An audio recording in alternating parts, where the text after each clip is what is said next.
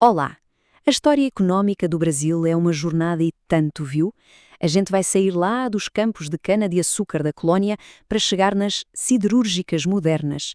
É uma saga de transformação, de conflito e, acima de tudo, de reinvenção. Vamos nessa! Então, a grande questão que vai guiar a nossa conversa é esta: como é que um território que foi pensado e desenhado só para a extração de riquezas consegue quebrar essa lógica e se tornar uma potência industrial? É uma pergunta complexa. Vamos mergulhar nisso. Para começar, a gente precisa voltar lá no início, no projeto colonial português. É fundamental entender como o Brasil foi estruturado na sua origem. E a verdade é que o plano era claro: gerar lucro para a metrópole. O desenvolvimento da colônia em si, bem, isso não estava nos planos. E o nome desse modelo era Empresa Colonial Agrícola. Pensa nisso como um negócio, uma grande empresa mesmo. O objetivo era muito simples: produzir coisas de altíssimo valor, como o açúcar, que não podiam ser cultivadas na Europa, e mandar tudo de volta para a metrópole. O lucro, claro, ficava todo por lá. E esse sistema todo se apoiava em 3 pilares bem fortes. Primeiro, o latifúndio, ou seja, aquelas propriedades de terras gigantescas. Segundo, a monocultura, que era o foco total em um único produto, no caso, principalmente o açúcar. E, por fim, o motor que fazia tudo isso girar, o trabalho escravo, que mantinha os custos de produção baixíssimos de uma forma brutal. E, para amarrar tudo isso, existe o famoso Pacto Colonial. E olha, isso não era só um acordo econômico, não. Era uma verdadeira camisa de forças política. Basicamente, significava que a colônia só podia fazer comércio com Portugal. O objetivo era garantir que toda a riqueza fluísse numa única direção. Esse sistema do açúcar parecia que ia durar para sempre. Mas, de repente, um novo produto entra em cena e começa a reescrever as regras do jogo econômico. Estava começando a revolução do café. Olhem só para estes números. Eles contam uma história impressionante. Lá na década de 1820, o café era menos de 20% das exportações.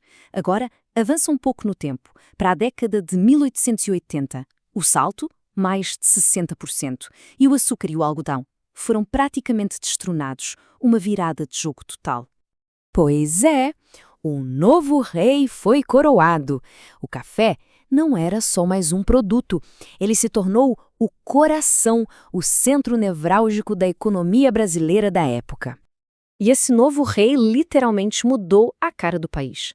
Foram construídos mais de 9.500 quilômetros de ferrovias até 1889. E para quê? Basicamente para levar o café das fazendas até os portos do jeito mais rápido possível. A riqueza do café estava literalmente construindo os trilhos de um novo Brasil.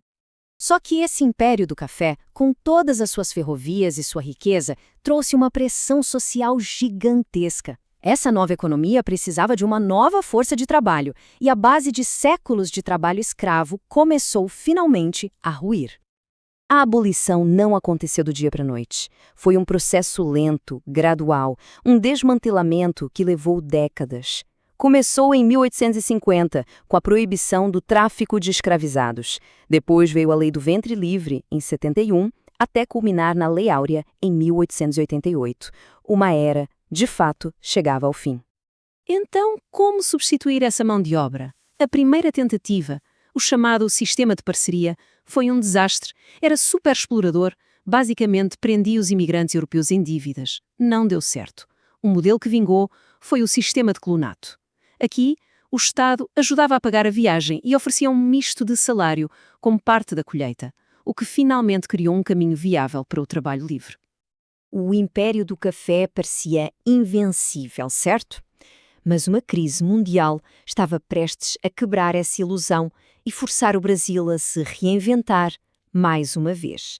Essa é a grande ruptura de 1930.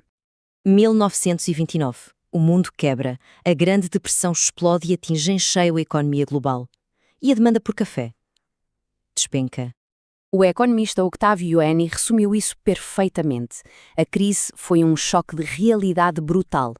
Todo mundo, do fazendeiro ao trabalhador, percebeu na pele que uma economia que depende só de exportação é frágil demais.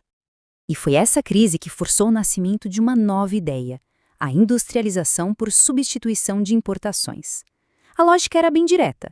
Se exportar não dá mais dinheiro, então vamos ter que começar a produzir aqui dentro o que a gente comprava de fora. Chegou a hora do Brasil fabricar seus próprios produtos industriais. E a Era Vargas botou esse plano para rodar. O poder foi centralizado e o foco da economia mudou de vez da agricultura para a indústria. O Estado passou a intervir diretamente, criando conselhos para gerenciar setores-chave e lançando planos enormes para construir as empresas estatais e a infraestrutura que a indústria pesada precisava. As sementes que foram plantadas na Era Vargas começaram a florescer nas décadas seguintes. A industrialização deixou de ser só uma resposta a uma crise e se tornou o grande projeto nacional. O objetivo agora era forjar uma nova identidade para o Brasil.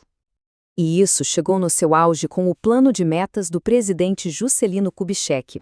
O lema se tornou lendário. 50 anos em 5. Foi uma corrida acelerada, com foco em energia, transportes e indústria pesada, para jogar o Brasil de vez na era industrial moderna. E os resultados foram impressionantes. Os números mostram essa virada em só 40 anos. Em 1919, a indústria brasileira era focada em coisas simples como tecidos. Já em 1959, a produção de bens duráveis, bens de capital, bens intermediários, que são os tijolos de uma economia industrial complexa, tinha explodido. A transformação era real, era inegável. E assim, dos canaviais às siderúrgicas, o Brasil construiu uma nova economia numa velocidade impressionante. Mas isso deixa uma pergunta fundamental no ar.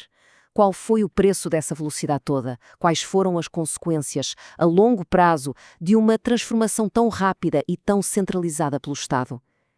Fica a reflexão.